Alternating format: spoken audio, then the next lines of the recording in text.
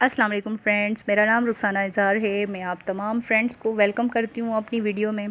Friends, आज हम start करने जा रहे हैं पार्ट्स ऑफ स्पीच। मैंने आपको अपनी लास्ट वीडियो में बताया था, आपको एक छोटा सा हवाला दिया था। पार्ट्स ऑफ स्पीच में 8 पार्ट्स ऑफ स्पीच होते हैं। आज हम डिटेल में पढ़ेंगे।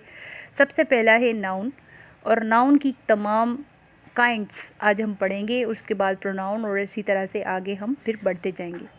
नाउन कहते हैं किसी भी पर्सन के नाम को, जगह को, थिंग के बारे में, एनिमल के बारे में, दुनिया में जितनी भी चीज़ें हैं, जितनी हमारी सराउंडिंग में चीज़ें हैं, उन सब चीज़ों के नाम होते हैं।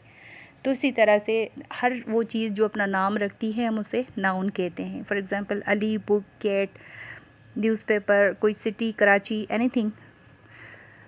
Now we have proper noun. Proper noun क्या होता है और कॉमन नाउन क्या होता है, दोनों में क्या डिफरेंस होता है? तो सबसे पहले प्रॉपर नाउन देखिए फ्रेंड्स, किसी भी इंसान का नाम प्रॉपर नाउन होता है। चाहे जो भी नाम हो, चाहे खुदा बख्श नाम हो, चाहे मेहरुन्निसा हो, चाहे जो भी नाम किसी भी इंसान का प्रॉपर नाउन है। कैपिटल लेटर से स्टार्ट किया जाता है। उसके बाद फिर किसी ख़ास, किसी प्रोमिनेंट जगह का नाम, जैसे कायदे आज़म स्टॉम्प, शाहजहाँ मॉस्क, कराची सिटी। तो ये तमाम जितने अल्फाज प्रॉपर नाउन्स में आते हैं वो कैपिटल लेटर से स्टार्ट होते हैं।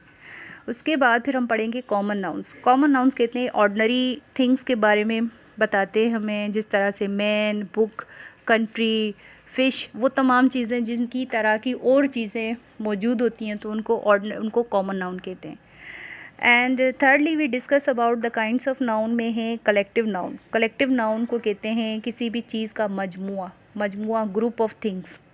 फॉर एग्ज़ाम्पल मैं कहती हूँ कि फ़्लाइट ऑफ बर्ड्स, तो बहुत सारे बर्ड आसमान में एक हुजूम की सूरत में एक अपना जो है वो अपने गैदरिंग में जा रहे हों, इनका कलेक्शन हो, तो उसे हम कहते हैं flight of birds. Crowd of people, बहुत सारे लोग एक जगह पे जमा हो जाते हैं, तो उनको हम कहते हैं क्राउड ऑफ पीपल। ये कलेक्टिव नाउन हम के बारे में हम पढ़ रहे हैं। उसकी बस एक और एग्ज़ाम्पल है बास्केट। अब बास्केट ऑफ फ्रूट, एक बास्केट है जिसमें बहुत सारे फल हैं। और एक और एग्ज़ाम्पल है अ गैंग ऑफ थीव्स। एक गैंग है जिसमें बहुत सारे थीव्स हैं, gang of thieves. Bunch of keys, इस तरह से बहुत सारी एग्ज़ाम्पल मिलती हैं कलेक्टिव नाउन की। Abstract noun. अब एब्स्ट्रैक्ट क्या नाउन होता है? एब्स्ट्रैक्ट फ्रेंड्स एक वर्ड को कहते हैं जिसकी कोई कंक्रीट मीनिंग ना हो। कंक्रीट वो वर्ड्स, वो चीज़ें जिनके बारे में हम फील तो कर सकते हैं, जिनके बारे में हम बात तो कर सकते हैं, मगर उनको कोई कंक्रीट, कोई ऑब्जेक्ट नहीं, कोई सीमेंट नहीं है, कोई दीवार नहीं है, कोई टच नहीं कर सकते। जैसे ख़यालात हैं, जैसे कि इसके बारे में ये है कि the words that name things that are not concrete. For example your 5 physical senses, हमारे 5 फिज़िकल सेंसेस जो हैं ये भी एब्स्ट्रैक्ट नाउन्स हैं। We cannot see, cannot detect an abstract noun. Abstract noun को हम टच नहीं कर सकते, हम सिर्फ फील कर सकते हैं। वी कैन स्मेल करते हैं, तो ये भी एब्स्ट्रैक्ट नाउन है। हम किसी चीज़ को टेस्ट करते हैं तो वो भी एब्स्ट्रैक्ट नाउन है। हेयर करते हैं, किसी चीज़ को सुनते हैं या किसी चीज़ को टच करते हैं, तो that is called abstract noun. Abstract noun एक क्वालिटी होती है, एक कॉन्सेप्ट होता है। For example friendship, hope, anger. तो ये वो तमाम चीज़ें जो हमारे जज्बात में आती हैं या जिन चीज़ों के बारे में सिर्फ हम डिस्कस कर सकते हैं, रिलेशनशिप्स, तो ये हैं एब्स्ट्रैक्ट नाउन के बारे में। उसके बाद हम पढ़ेंगे मटेरियल नाउन। मटेरियल, क्योंकि एक अल्फाज से पता चल रहा होता है कि किसी ऐसी चीज़ के बारे में बात की जा रही है जो मटेरियली एग्जिस्ट करती है। मटेरियल कहते हैं कोई ऐसी चीज़ जिसका दुनिया में वजूद हो, कंक्रीट हो, जो एग्जिस्ट करती हो। Something that exist such as diamond, cement, wood, iron, etc। वो तमाम चीज़ें जो मौजूद हैं, जिनको हम टच कर सकते हैं, वो मटेरियल नाउन्स होती हैं। Next we study about countable noun. Countable वो तमाम नाउन्स होते हैं जिनको हम काउंट कर सकते हैं। फॉर एग्ज़ाम्पल अगर एक ट्रक पे बहुत सारे एप्पल्स हैं, वो बहुत सारे हैं, मगर हम उनको फिर भी काउंट कर सकते हैं। फॉर एग्ज़ाम्पल शेल्फ़ में बुक्स रखी हैं, बहुत सारी बुक्स हैं एक पूरी लाइब्रेरी में, मगर काउंट की जा सकती हैं, तो that is called countable noun. Stationery items हैं, उनको भी काउंट किया जा सकता है। अब हम बात करेंगे अनकाउंटेबल नाउन्स।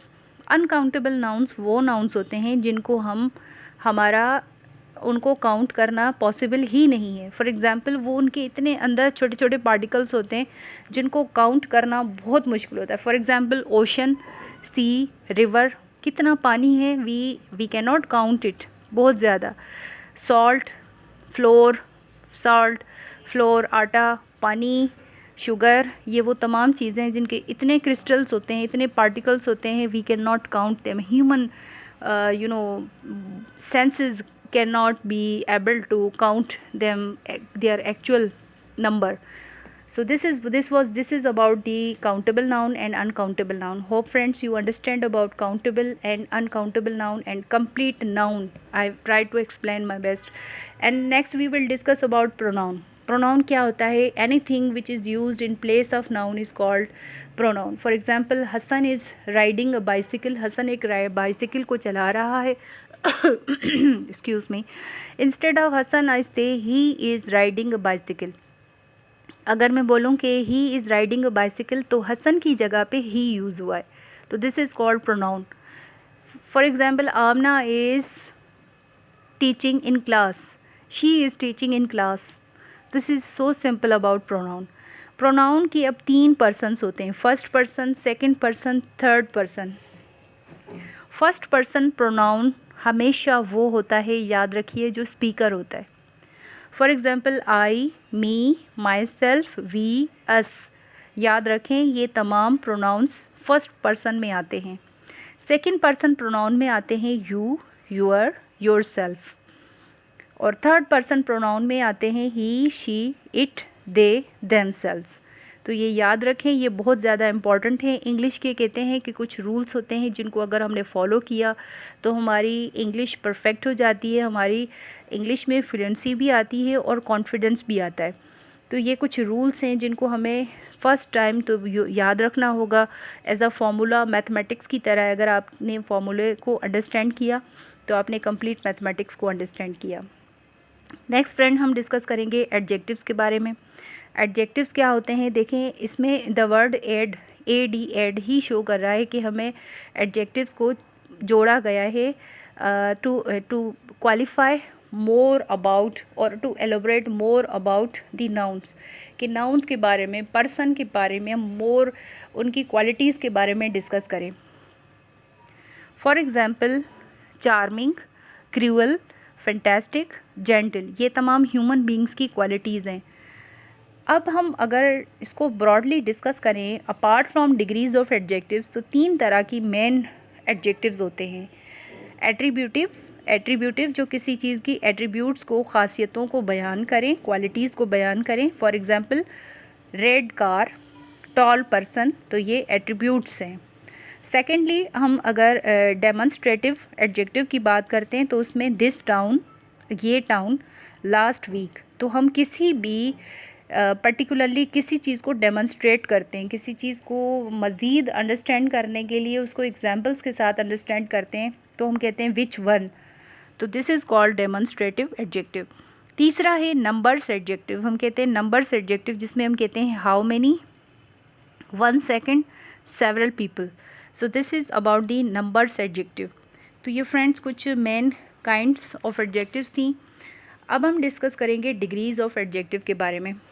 आपने डिग्रीज़ के बारे में ये तो सुना होगा कि पॉजिटिव, कंपैरेटिव और सुपरलेटिव डिग्रीज़ होती हैं। जैसे कि टॉल पॉजिटिव डिग्री है, कंपैरेटिव डिग्री हो जाएगी टॉलर और सुपरलेटिव डिग्री हो जाएगी टॉलेस्ट। सुपरलेटिव डिग्री के साथ टॉलेस्ट जो भी वर्ड आता है, जैसे गुड, बेटर, द बेस्ट, तो द लगाते हैं हम, द, THE, द टॉलेस्ट हो जाएगा, क्योंकि इसके जैसा टॉलेस्ट कोई भी नहीं है। तो ये हैं कुछ डिग्रीज़। अब हम डिस्कस करेंगे वर्ब के बारे में। फ्रेंड्स, वर्ब क्या है? दुनिया में जितने भी काम किए जाते हैं, जो भी हमारी एक्टिविटीज़ होती हैं, परफॉर्मेंस होती है, talking, to talk, to write, to speak, to swim, ये वो तमाम हमारे एक्शंस होते हैं। A verb is a action word. Running, speaking, driving, teaching, ये तमाम वर्ब्स हैं। रिमेंबर फ्रेंड्स कि if you know verbs very well, अगर आपको वर्ब्स के बारे में बहुत अच्छे तरीके से अंडरस्टैंड करते हैं आप, तो टेंसेस बहुत आसानी से विद इन फ्यू डेज़ आप लर्न कर सकते हैं। और अगर आपने वर्ब की अच्छी तरह से प्रैक्टिस की, वर्ब्स के काइंड्स की, तो आपके लिए टेंसेस को अंडरस्टैंड करना कोई मुश्किल बात नहीं है, और tenses are the key to speak English and to write correct English.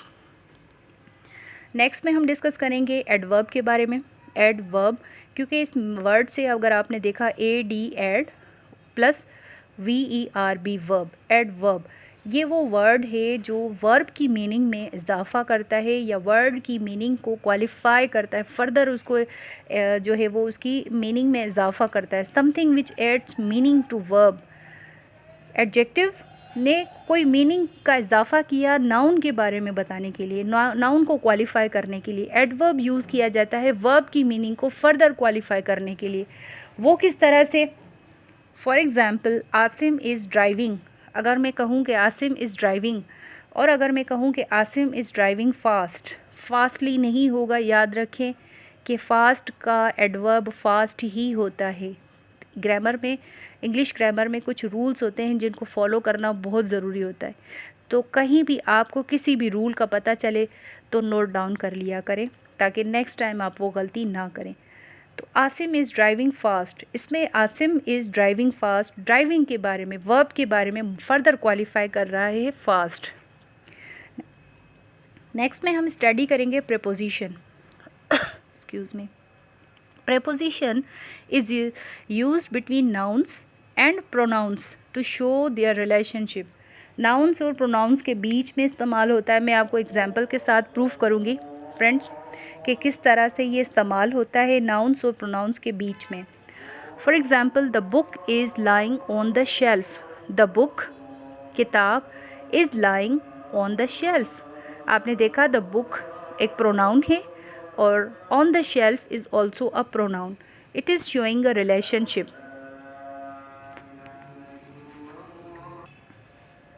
Conjunction के बारे में हम डिस्कस करेंगे। It's also known as joining word. Conjunction को हम कहते हैं joining word. Conjunction are use to join phrases, sentences और words together. For example, my father always worked so hard. My father always worked hard so we could afford the things we wanted. तो so इसमें जो word आया है so, this is called conjunction. Conjunction की कुछ और examples होती हैं, जैसे कि that, जैसे कि because, जैसे कि before, and आता है, and after भी आता है। तो ये तमाम वो एग्जांपल्स हैं जो कंजक्शन में यूज़ होती हैं, जो दो सेंटेंसेस या दो पार्ट्स ऑफ सेंटेंस को, फ्रेजेस को ज्वाइन करता है to make a single sentence. For another example, I have 2 goldfish and a cat. मेरे पास 2 गोल्ड फिश हैं और एक कैट है, तो इसमें एंड यूज़ हुआ है। This is called conjunction. Interjection क्या है पहले हम डिस्कस कर चुके हैं। Example, sudden emotions and feelings. कोई भी सडन इमोशन है, फीलिंग है, जिसमें हम स्टार्टिंग ही हमारी होती है वाओ, हुरा, ओ, तो इसमें सैडनेस भी होती है, सडन एंड सरप्राइजिंग न्यूज़ भी होती हैं इसमें। तो this is about the interjection. So friends, this was my video about parts of speech. I try to cover all parts of speech in this video. If you do not understand anything, do ask me in the comments box. I will make another video or try to explain you personally. I will send you a message and I will explain to you. If you are new watching my video for the first time, please do like and subscribe my channel. Thank you friends.